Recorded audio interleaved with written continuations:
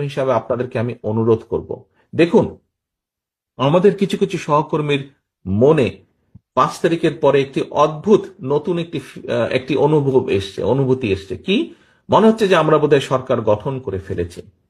প্রিয় সহকর্মী বৃন্দ, আমরা সরকার গঠন করিনি। আমরা এখনো বিরোধী দলই আছে, বিরোধী দলেই আমরা অবস্থান করছি, বা আমরা অন্তত যাই হোক সরকারি দলে আমরা নেই বা সরকারে আমরা নেই।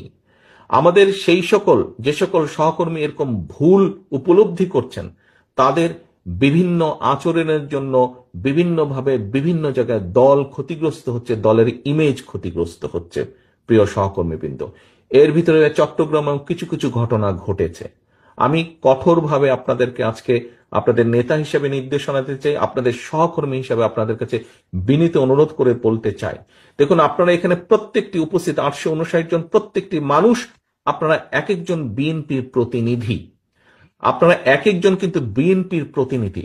আপনার এলাকায়, আপনার যেখানে আপনি থাকেন, যেই যতটুকু জায়গা নিয়ে আপনার পরিচিতি, আপনাকে প্রত্যেকটা মানুষ আপনাকে চেনে বিএনপির একজন কর্মী বা বিএনপির একজন নেতা হিসেবে।